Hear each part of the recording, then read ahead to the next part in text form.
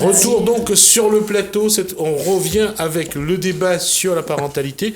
Je rappelle donc que nous allons construire peu à peu donc un rendez-vous sur la parentalité avec Julie-Anne Landrieux qui est avec nous. Donc elle est donc formatrice, elle est aussi responsable. Non, je suis entrepreneur. D'accord. Voilà, je fais tout. Tout ce qui me fait vibrer, je fais. Voilà. D'accord. Avec nous également Lauriane Anila, donc consultante donc en parentalité. Vanessa Barré, donc naturopathe. Farzad Feizi, donc elle. Lui, pardon, donc formateur et consultant en cours en communication, pardon, donc en public, et puis également conférencier donc de l'enthousiasme. Alors, on parlait donc à savoir un petit peu quelle est la bonne attitude à avoir lorsqu'on va devenir parent, lorsqu'on porte l'enfant, lorsqu'on est parent, et comment construire avec l'enfant. Et surtout construire avec l'enfant, mais pour l'enfant, ce qu'il veut, et non pas ce que le parent veut. C'est ça la question de la parentalité un petit peu plus aujourd'hui, parce que les images qui viennent d'ailleurs, c'est faux ce que les parents aiment bien vouloir les suivre. Hein. C'est tellement facile après. On a la question et on a la réponse. La difficulté, c'est un petit peu comme pour le banquier, c'est l'incertitude. Ouais. On ne sait pas, c'est-à-dire qu'il y a... On veut faire quelque chose. L'enfant veut quelque chose, le parent veut quelque chose, et le parent éduque l'enfant à vouloir ce que lui il veut, jusqu'au jour où l'enfant ne veut pas ce que le parent veut, alors il y a conflit. Mais allons voir c'est quoi ce qui en nous veut. Et tu vois, il y a aussi le fait que le parent, souvent, ou le père ou la mère, croit savoir que ça c'est bon pour son enfant. Voilà. Il y a ça aussi. Donc on parle des croyances et des traditions culturelles aussi. Ça. Oui, exactement. On pense. Et selon la culture, la forme est différente, mais ce qu'il veut, c'est exactement la même chose. C'est moi. Moi, je veux. Alors c'est quoi moi ? L'enfant, quand il est bébé, il comprend il pense qu'il est moi. Donc c'est un handicap qu'on a tous acquis. Il bouge les membres et il pense que le corps c'est lui. D'accord ? Et du coup il grandit et après on lui dit t'es ça, t'es de la famille de ça. Et on a tel revenu, ton père c'est ça, ta mère c'est ça. Et tu vas devoir pas travailler, faire l'école, avoir un travail, etc. et rentrer dans une case. Et son moi là, il devient quelque chose de primordial. L'environnement ne peut que conditionner. Ah voilà, l'environnement conditionne. Et faut dire aux spectateurs, c'est quoi le conditionnement ? C'est un peu comme si on te mettait dans une petite barquette de carie, tu vois, et t'es un poisson, quoi. D'accord ? Et voilà, tu dois être cuisiné d'une certaine manière. Et moi, ce que je suis en train de dire, c'est peut-être tu es un poisson qui est libre dans le récif, d'aller là où il se sent bien. Et tu n'es pas un poisson mort destiné à être consommé. Oui, mais reste aussi une chose, pour ceux qui ont adoré Nemo ou Dory, là, il y a une chose quand même, c'est-à-dire que l'enfant qui va tout seul dans les grands espaces s'expose aussi au danger. Les parents sont là pour quand même apporter la sécurité et la protection. Et vous, mesdames, et vous, et également monsieur, nous sommes tous bien placés pour savoir qu'on a peur pour notre enfant. On aimerait bien que... on en reparle, mon sujet préféré. Et qu'on le veuille ou pas, on a tous cette peur, cette angoisse systématique. Ouais. À chaque fois que l'enfant échappe à notre vision, à notre regard, à notre zone de sécurité, qu'il lui arrive quelque chose. C'est une catastrophe pour nous. On perd les moyens. Et l'enfant souvent prend une claque juste pour qu'on lui manifeste notre peur. Et comment gérer ça ? Comment chaque parent peut gérer ça ? Et où doit gérer ça ? Peut-être en commençant par verbaliser, voilà, avant de claquer. Voilà. Parce que Lauriane, on est conscient quand même que quand une maman cherche son enfant, qu'il ne la trouve pas dans un parc de jeux ou même à la maison, c'est une angoisse. Alors, oui, justement, j'allais revenir dessus. Moi, je suis d'accord avec toi. Et tu sais, bon, comme on se connaît personnellement, mais par exemple, elle sait ce que moi je dis à ma fille. Et moi, j'ai instauré quelque chose avec ma fille, c'est je te vois, tu me vois, c'est OK. C'est voilà. ça. Et comme ça, on est sur la même longueur d'onde de ce côté-là. Mais je suis tout à fait d'accord avec toi sur la verbalisation. Et est-ce que j'allais te poser comme question juste avant ? Alors, on va juste te préciser une chose. Oui. Quand on dit... Non, je te coupe. Il va me couper à chaque fois. C'est sur le mot verbaliser. Voilà. J'aimerais bien qu'on explique c'est quoi verbaliser. Verbaliser, c'est exprimer le sentiment qu'on a ressenti. Par exemple, quand maman ne t'a plus vu, j'ai eu peur. Et pas dire que c'est Oui, c'est le fait de ne plus voir l'enfant qui a eu peur. Mais c'est en nous que ça s'est passé, cette émotion-là. C'est pas... L'enfant, lui, il était bien, il faisait sa vie, il était en train de découvrir le monde, tout simplement. Et c'est nous qui se sont dit, oh, mince. Enfin, d'ailleurs, Julie, elle sait que je suis forte pour ça. Quand je vois plus les enfants. C'est elle qui stresse pour ma fille. Parce que moi, je connais ma fille. Ah oui.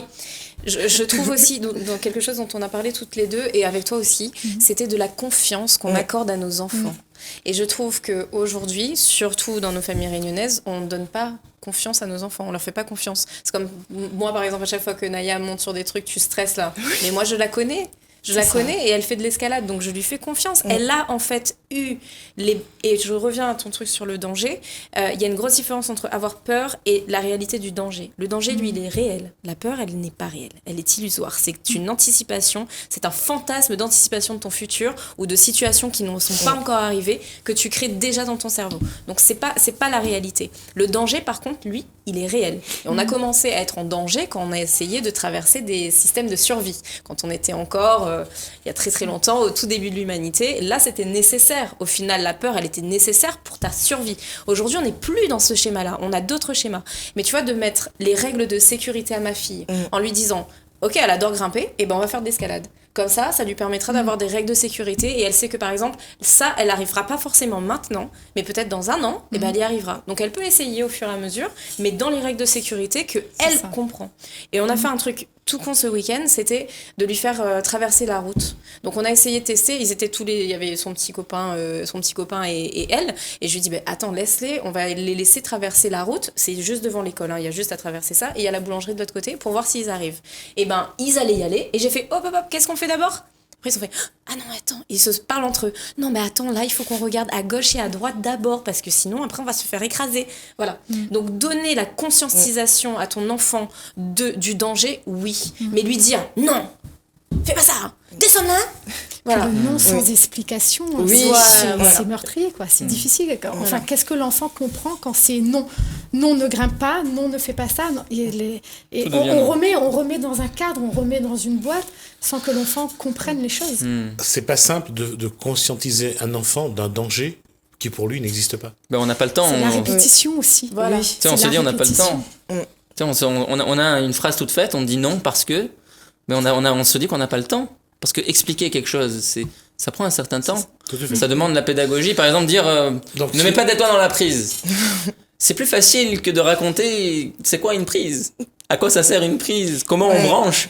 Et ça, j'ai une amie, Camille, qui m'a montré comment elle a montré à l'enfant mettre dans la prise. Et son enfant n'avait aucun problème avec ça. Parce que c'était acquis. Voilà, comment monter les escaliers ? Comment descendre les escaliers ? Voilà, la question, par exemple, c'est le temps que doivent prendre les parents pour justement verbaliser ou expliquer.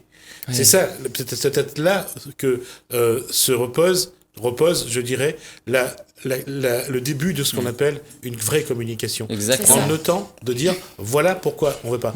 Et transmettre à l'autre, non pas sa peur, comme vient de dire Julie, mais surtout lui transmettre l'information. Voilà. Et ça revient à ce que disait Juliane, c'est que d'abord, on est nécessaire de s'éduquer soi-même, ou de se rééduquer.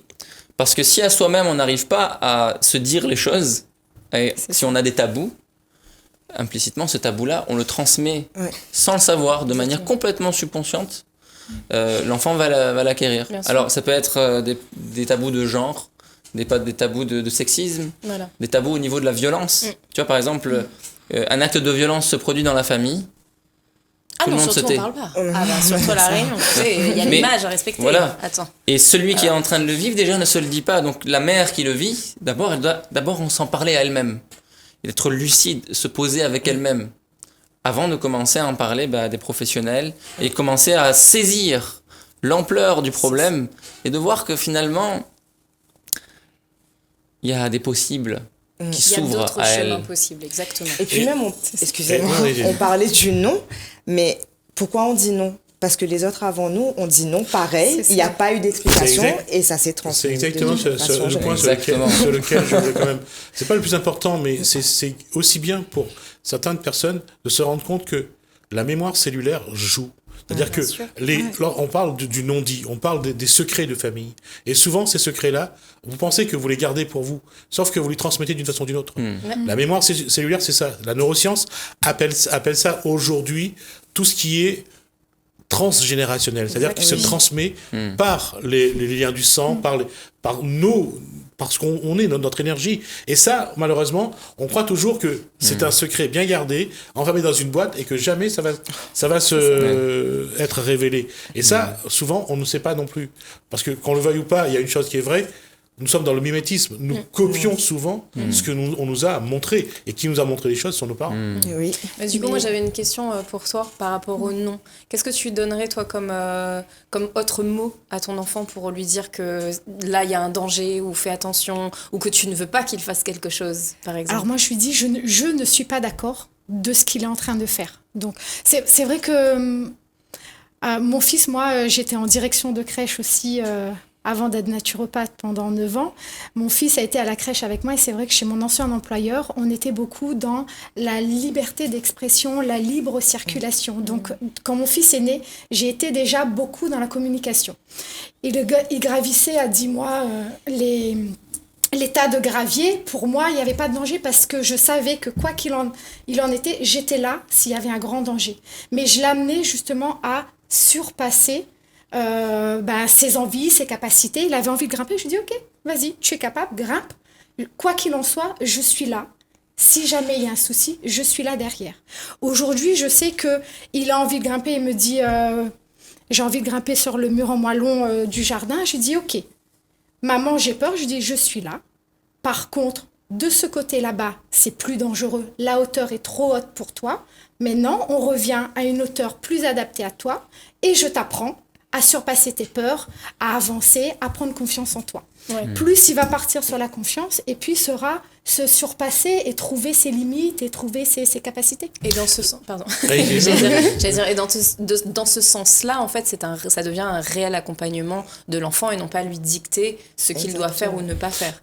Je réadapte à ce. Je réadapte par rapport à mon positionnement. Je lui dis jamais non, c'est pas bien ce que tu fais. Je dis à mon sens. C'est pas la manière qui me plaît ou c'est pas la manière dont je ferai. Allons regarder ensemble une manière différente d'aborder le sujet ou le. C'est un petit peu si on fait des schémas, si on veut caricaturer. C'est à quel moment vous passez du vélo à 4 roues aux 3 roues, aux 2 roues, et à quel moment vous allez enlever les petites roues parce que vous êtes sûr que votre enfant saura le faire. Mais c'est pas nous qui sommes sûrs, c'est l'enfant qui sera sûr. Mais c'est nous qui enlevons. Bah bien sûr, mais ce que je veux te dire, c'est qu'elle sera... Moi, ma fille à 5 ans fait du BMX. Voilà. Donc c'est pas moi qui ai décidé. Et oui, j'ai peur quand elle fait des grosses bosses et tout, et qu'elle va super vite, et en plus...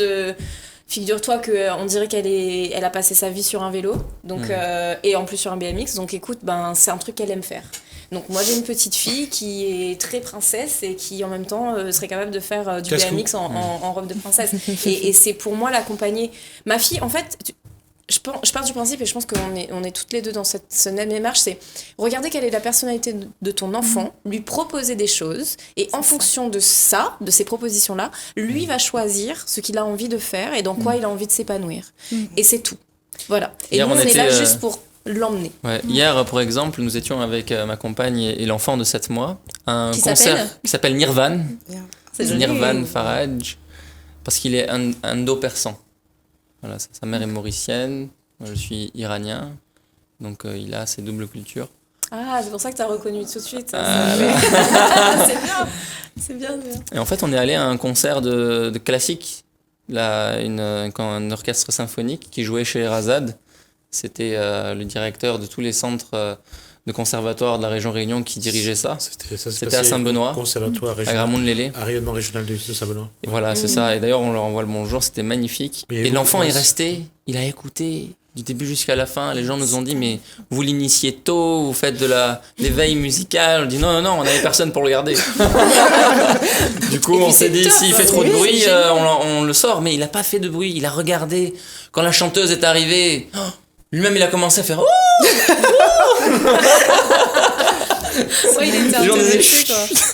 Il s'en foutait complètement, il regardait les gens applaudir, c'était une nourriture, tu vois, et c'est ça qui nous conditionne, à mon idée, à mon humble avis, d'une manière positive.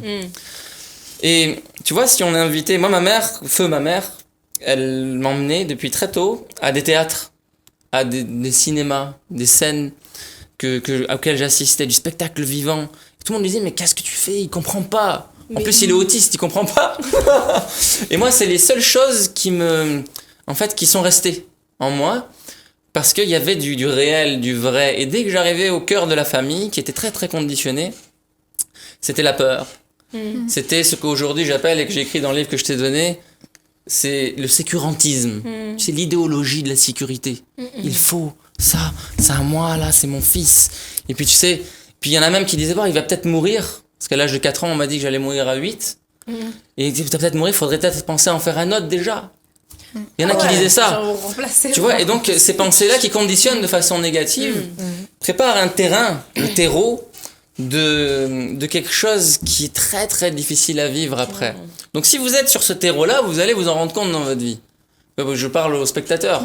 Donc tu vois si ça te nourrit, si ça te met en joie, ou alors si tous les jours t'es tracassé par ça, tu te dis mais comment est-ce que je vais en sortir? Et c'est à toi, t'as la décision de sortir de cet environnement-là, aller à un concert. Exactement. De la région Réunion peut-être ou ailleurs, aller dans un autre environnement, au bord de la mer. Alors au départ tu vas le faire, ça va te sembler un peu bizarre, tu vas voir quand même les tracasseries qui vont être là, mais petit à petit, tout ça va s'estomper, s'apaiser, se calmer. Et ce que je suis en train de dire là, c'est quelque chose qui est admis par toutes les traditions spirituelles au monde. Exactement. C'est-à-dire, elles disent quoi? Elles disent, tu n'es rien, tu t'es identifié à un personnage, tu as commencé à te comparer aux autres et à prendre des opinions. Tout ça, c'est faux, laisse-le de côté. C'est ça. Ensuite, tu n'es même pas ton prénom. Tu n'es même pas ton prénom, tu es rien de tout ça. Voilà. Ensuite, qu'est-ce qu'il dit? Il dit que notre capacité à être est beaucoup plus puissante que notre capacité à faire. Bien sûr. Seulement, on a oublié d'être. Voilà. Parce qu'on était dans le faire. Tu sais, on doit payer le loyer, on doit travailler, on doit entreprendre. Mais il est possible de le faire en même temps. Exactement. Mais je pense que après, nous, on a peut-être une vision de l'entrepreneuriat aussi qui est spécifique. Mais pour moi, faire, c'est être aussi dans ce que je fais. Je me lève le matin, je n'ai pas de contraintes. Bien sûr, parfois, j'ai des contraintes administratives qui sont énormes. J'ai une association, j'ai un organisme de formation, sans compter l'administratif que je dois faire pour ma fille, voilà, pour l'école ou quoi que ce soit. Mais il n'y a pas un seul moment, en fait, où je me détache de moi. Et quelle est mon essence? Et hier d'ailleurs je parlais de ça, je me disais mais quelle est votre essence? Est-ce que tu connais c'est quoi ton centre et c'est quoi ton essence? Parce que c'est ça qui fait que tu es. C'est pas le reste, c'est pas ce que tu fais qui fait que tu es. C'est ce que tu es. Et là pour que ça parle aux spectateurs, voilà, c'est là que tu accompagnes. C'est de ce centre-là que ça devient voilà. Quand on sait qui on est et qu'on est vraiment en alignement avec soi et qu'on a ces valeurs qui nous définissent, là on peut se dire, on peut avoir conscience que l'accompagnement, c'est pouvoir laisser l'autre aussi savoir qui il est, tout en mettant ce filet de sécurité affectif, physique derrière, parce qu'on en a encore la responsabilité. Oui. Et peut-être, avant ta question, peut-être pour les parents qui nous écoutent, un petit exercice qui peut nous libérer des tracas, c'est de dire « je perçois ce qui est en train de se produire, je vois ». Et ce qui perçoit n'est pas impliqué dans la chose. Exactement. Il n'y a pas ton identité, tes opinions, tes comparaisons. Essaye ça. La situation est en train de se... Je suis en train de voir la scène. Voilà. Et là, en toi, il y a une action qui émerge, qui te guide. Je te laisse parler. Je disais que par rapport à ce que vous disiez, c'est à quel moment, vous, parents, vous êtes prêts à lâcher prise sur votre enfant, à lâcher prise du fait que vous n'avez plus aucun contrôle. Il n'a plus le lien. Pendant un moment, il ne vous appartient pas, et vous le laissez avancer. Et cette peur-là, on le voit, on le sait, on le connaît chez tous les parents, et c'est normal parce qu'on a toujours peur pour notre enfant. Mais à quel moment on doit se dire, il faut que je le laisse avancer un peu seul, se chercher, se trouver. C'est ça aussi, c'est la question de la parentalité que nous devons comprendre à un moment donné. Et qu'est-ce qui se fait que on ne lâche pas prise. On est toujours collé. À chaque fois qu'il fait un pas, on ne veut pas qu'il sorte quand il fait froid, il ne faut pas qu'il sorte dehors, parce qu'il risque d'attraper froid. Malgré tout, avec la clim à l'intérieur, il attrape froid, c'est pas grave. Mais voilà, on n'arrête pas de mettre en place des protocoles, de mettre en place des schémas qui finalement, quand on voit au bout, ça ne donne pas grand-chose comme résultat. Non plus. On y arrive peut-être à lâcher prise le moment où... Où l'enfant se barre. Non. C'est pire encore. Ça fait long. Ça fait long. Peut-être au moment où on arrive à soi-même à vivre libre. Ouais, moi je pensais aussi quand tu laisses un peu ton ego de côté à te dire que tu as besoin de ça pour te valoriser et te dire que je suis parent parce que mon enfant me reconnaît en tant que parent, mais ça veut un peu rien dire tout ça. Et puis de se dire mon enfant ne m'appartient pas, c'est compliqué ça aussi pour certaines personnes de se dire mon enfant ne m'appartient pas.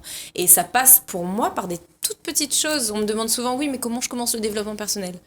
Bah déjà c'est bien de poser la question, je commence par là, et puis de se dire quelles sont mes valeurs, qu'est-ce que j'ai envie d'apporter à mon enfant ? Est-ce que mon enfant, je l'ai juste eu comme ça pour me dire oh, je vais avoir un enfant et puis c'est tout, et puis après je vais faire les mêmes schémas familiaux et éducationnels qu'on a reçus depuis qu'on est petit nous, ou est-ce que j'ai envie de vraiment transmettre quelque chose ? Et je pense que c'est là où le shift se fait, de mettre son ego de côté et de se dire ce que je vais transmettre. Je vais juste, avant de passer la parole à Ariane, pourquoi nous reproduisons des schémas de nos parents ?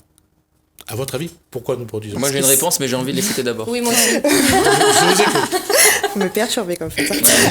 Alors, oui, ce que je voulais dire, c'est que il y a aussi le regard des autres. Enfin, pour finir, pour rebondir sur ce que je disais, il y a le regard des autres aussi qui est très important. Et que ça, depuis que l'homme est homme, sûrement, on est toujours en train de regarder ce que fait le voisin ou la voisine. C'est ce qu'on disait depuis le début. Et aussi parce que c'est facile. Au final, ça a été transmis naturellement, en fait. Est-ce que nous sommes une réussite ? Non.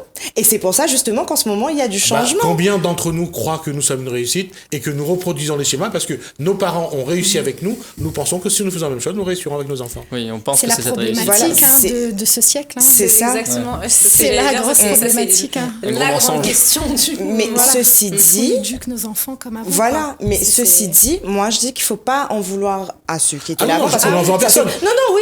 Non, mais je préfère dire aux téléspectateurs pour bien les machins, c'est de ne pas en vouloir à personne parce que finalement, la violence, elle a toujours été là. Et c'est facile. Oui. Comme on parlait de ça avec Julie une fois, quand l'enfant est en train de m'énerver, on sent que ça monte.